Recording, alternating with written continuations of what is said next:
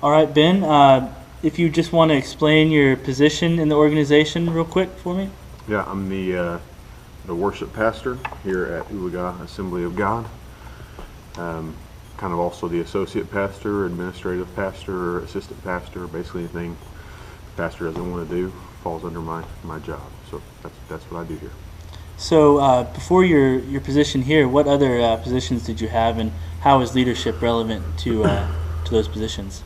Well, before I became full time here, I was kind of part time worship leader, part time worship pastor here. But what I did, my profession was I was in law enforcement for 5 years before coming here.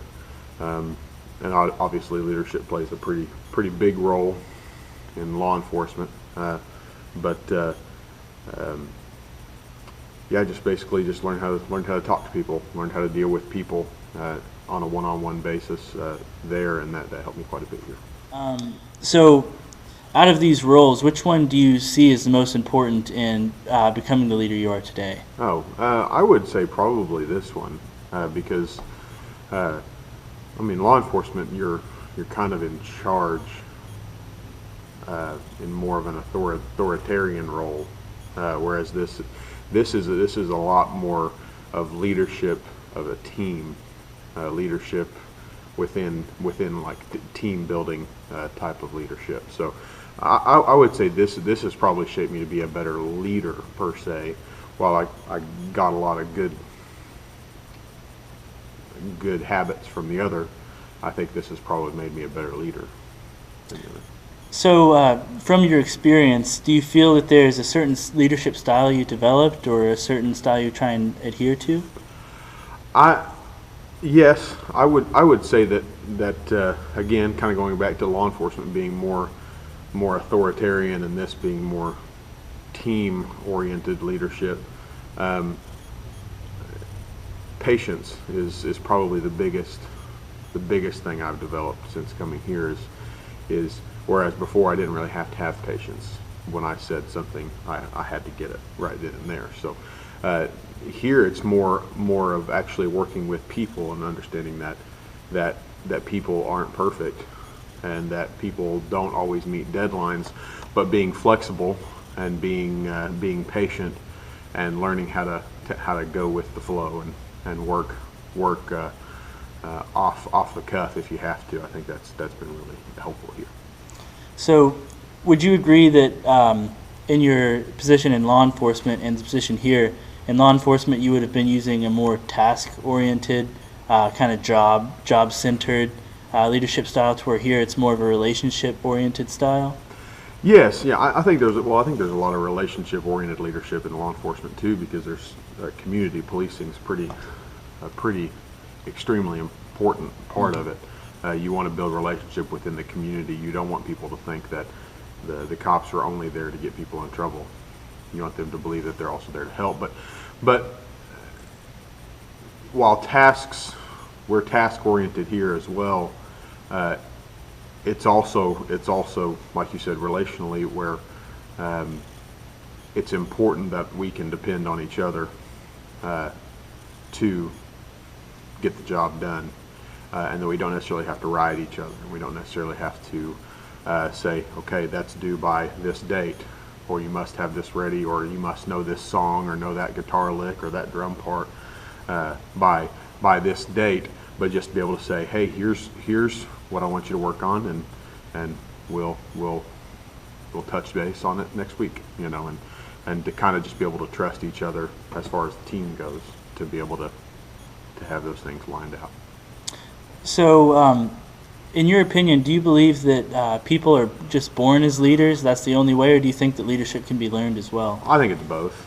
I think it's definitely both, and that's just speaking from experience because I was never a real leader per se. I wasn't so much a follower. I think I was somewhere in between.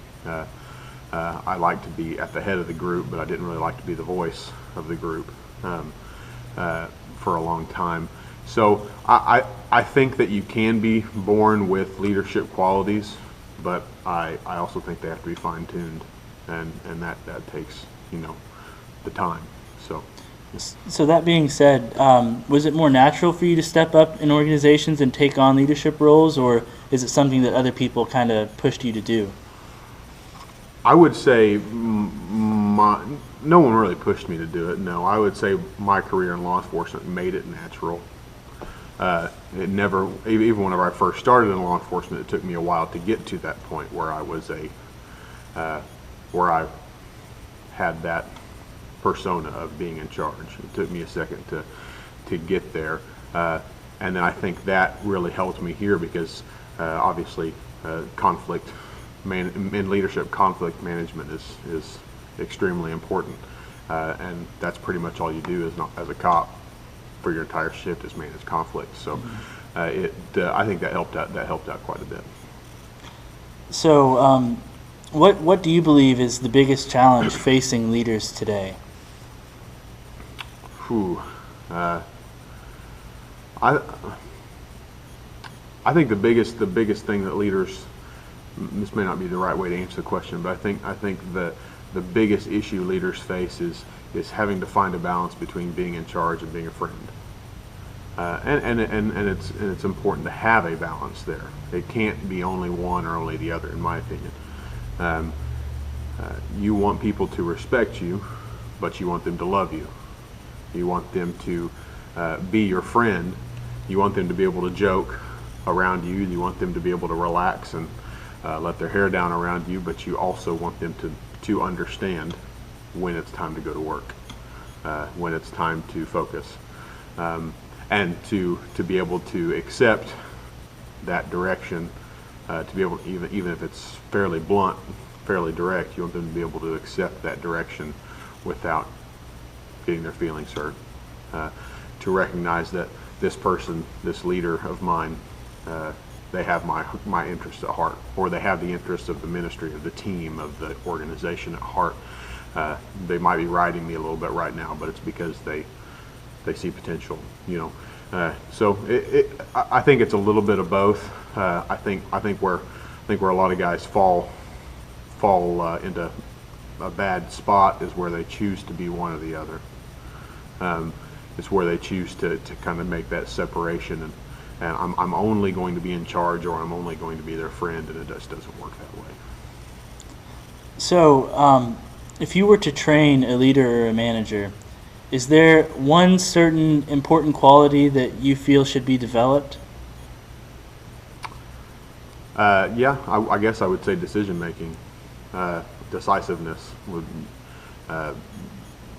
It's hard for people to follow somebody who doesn't know what they're doing, or it's hard for people to follow somebody who can't make decisions, who's constantly fumbling over themselves, or constantly having to second guess themselves, even if you're wrong. That's what I tell.